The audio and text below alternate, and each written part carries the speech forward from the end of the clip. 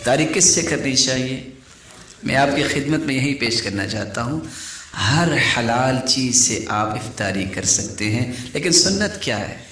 جہاں آپ افطاری کا اہتمام کرتے ہوئے آپ نے کچھ 100 لوگوں کو انوائٹ بھی کیا ہے، آپ 50 سے 60 ہزار روپیہ خرچ بھی کر بیٹھے ہیں، اور اس دسترخوان پہ طرح طرح کے حلال کھانے موجود ہیں، جائز ہے، اور وہاں کھجوریں نہ ہوں، وہ دسترخوان کیسے سجتا ہے؟ رسول اکرم صلی اللہ علیہ وسلم کا طریقہ مبارک سنیے۔ سنن ابی داود کی روایت ہے 2338، انس بن مالک رضی اللہ تعالیٰ عنہ روایت کرتے ہیں، كان رسول اللہ صلی اللہ علیہ وسلم یفطر علی رطوبات، آپ صلی اللہ علیہ وسلم افطاری تازہ کھجوروں سے کیا کرتے قبل ان یصلی، نماز سے پہلے۔ فإن لم يكن رطوبات، آپ میں سے بہت سارے اعتراض کر سکتے ہیں اب کون مکہ مدینہ شعبان میں جائے اور پھر تازہ رطب کھجوریں لے کے آئے؟ فإن لم تكن رطوبات، اگر تازہ کھجوریں نہیں، فعلى تمرات، خشک کھجوروں سے افطاری کر لیتے۔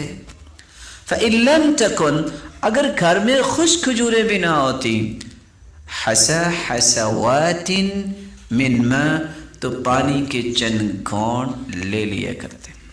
رسول اللہ صلی اللہ علیہ وآلہ وسلم کی یہ روایت صحیح الجامع میں بھی موجود ہے 4995، اور حقیقت یہ ہے کہ آپ نے جو طریقہ بیان کیا ہے، رطب کھجور یہ اللہ تعالیٰ کی بہت بڑی نعمت ہے، اور آپ نے قرآن مجید کی آیت بھی سنی اور پڑھی ہوگی کہ سیدہ مریم علیہ الصلاۃ والسلام کو جب اللہ تعالیٰ نے عیسیٰ علیہ السلام عطا کیے تو اللہ تعالیٰ نے کیا حکم دیا تھا؟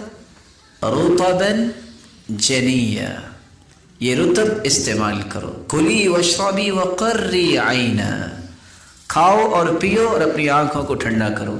یہ بہت بڑی غذا ہے، یہ جسم کی تمام قسم کی کمزوریوں کو جو روزے کی وجہ سے ہوتی ہیں ان کو دور کر سکتی ہے۔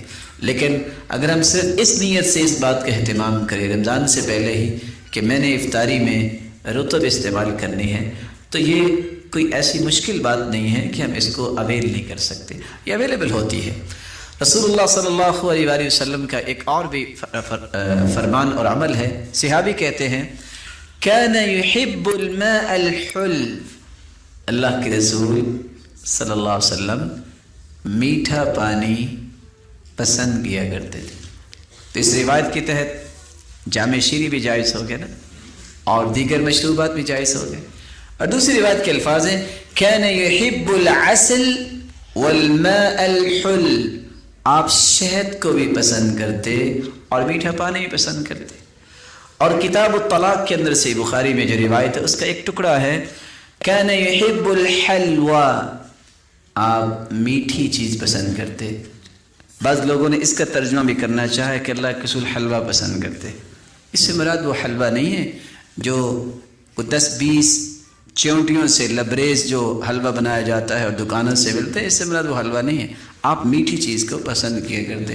اور شاید آپ کے علم میں ہوگا، یہاں اگر کوئی ایسے میرے محترم بیٹھے ہیں جنہوں نے طب پڑھی ہو یا میڈیکل میں گئے ہوں تو وہ جانتے ہیں کہ میٹھا یہ انسانی زندگی کی ضرورت ہے، اور خصوصاً بچوں کے پہلے 9 سال ان کی گرو کے لیے میٹھا بہت ضروری ہوتا ہے، جیسا کہ ڈاکٹرز کہتے ہیں۔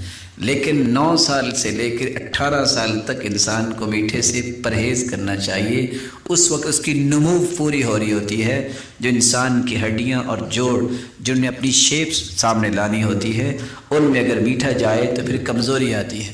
تو رسول اللہ صلی اللہ علیہ وسلم میٹھی چیز کو پسند کیا کرتے۔